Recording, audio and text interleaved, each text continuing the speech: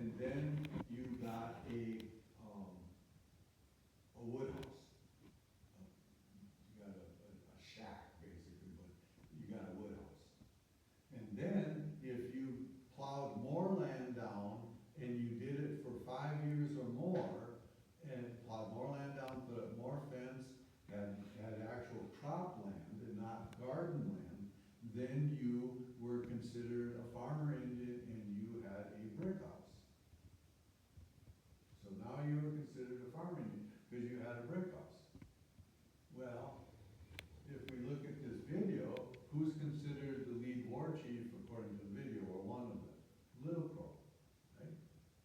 Little Crow had a brick house. He lived in a brick house.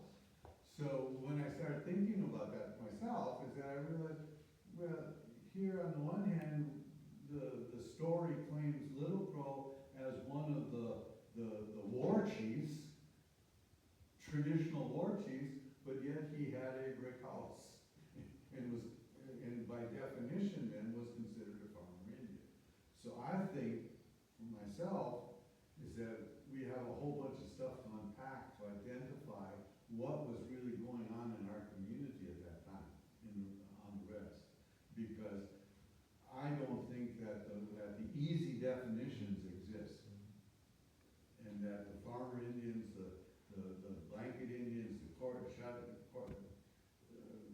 cut hairs and long hairs, those kinds of definitions I think are too simplistic and don't reveal the complexity of what's going on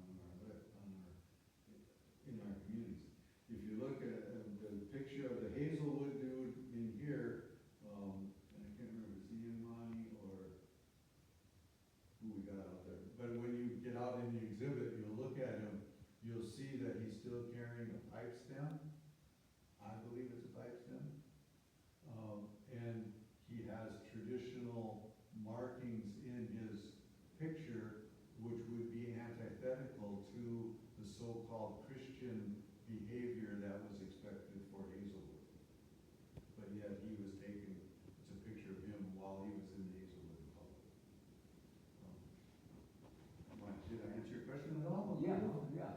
Get more light on it. Now, one of the things too that I was aware of too is that when these 4 warriors went to Little Crow to ask him to lead them, that Little Crow just came from church. He'd been in church on Sunday. Yeah, when he came, so that really kind of adds to another layer of how do we understand Right. that?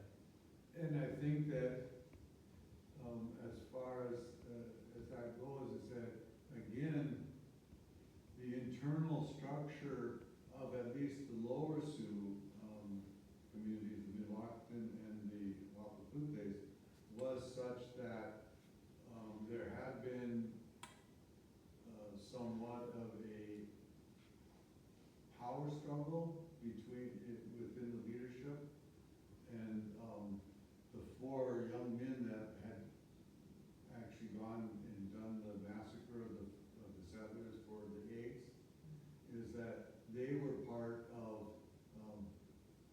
Godly Hill. Anyway, the guy that had replaced Little Crow as head spokesperson. But again, when those 4 guys went to him, they were from his village. He brought them down to Little Crow to acknowledge that Little Crow actually was the more powerful voice, at least amongst the lower Sioux. At the Upper Sioux, it appears that 2 or 3 of the bands that were the system group at Upper Sioux had actually gone out after August 8th. They had gone out on a buffalo hunt. So that would have been Standing Buffalo and Sweet Corn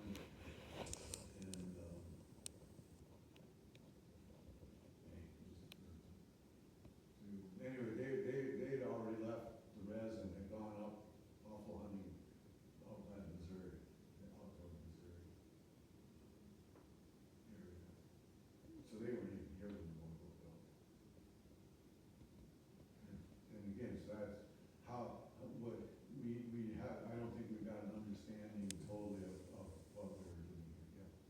was the story about let them eat grass? Was that part of it, or was that some other conflict?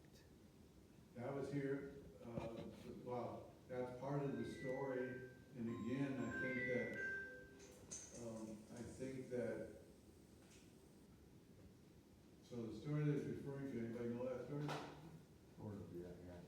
Okay, so, the story goes that this fur trader by the name of Myrick, there was a council, and in the council, the Dakota were asking that the warehouses be opened up and the food distributed from the warehouses because it's in there, or that the traders, because Myrick was a trader, that they open up again and offer credit because the annuity payments, the treaty payments hadn't been made. They were supposed to have been made in June, now we're in August. And, so the story goes that there was a council, they were talking about feeding. Myrick said, well, if they're hungry, let them eat grass or their own dung, is what the full translation would be. And it upset a lot of people, of course. Well, there's been a reassessment a little bit on, and again, it's an area of opportunity for people that want to continue on in school and do research and end up doing boring history stuff, is that I think that, and others, that Myrick actually said it at Upper Sioux, and that the council that they were talking about happened around that August 8th before the bands took off to go buffalo hunting, because they actually did open up the warehouse at Upper Sioux and hand out some flour and sugar so that people could go out on hunting and go on a buffalo trip.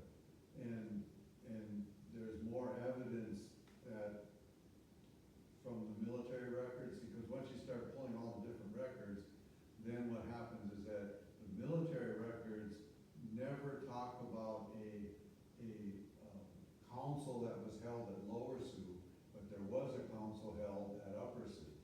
And all the fur traders were there, as well as the agent, his name was Galbraith. They were all at Upper Sioux. And then, when we get to August 17th, 18th, 16th, 15th, in that area, when there would have been a council down here, that Galbraith wasn't here, he had already taken the Renville Rangers and had gone to Fort Snelling, and so he wasn't even in the area. The military from Fort Ridgely, they don't have any record of anybody being posted at Lower Sioux, and so they're rethinking that where he said let them eat grass was at Upper Sioux. But it was remembered when the war broke out here, because he was back at his trading post here on August 18th. And so that's why when they found him, he had his mouth stuffed with grass. Was he the first one to get killed? He wasn't the first one. Actually, the first one they think that got killed was Labatt. Who was he? Francois Labatt. He was a mixed blood fur trader. His dad was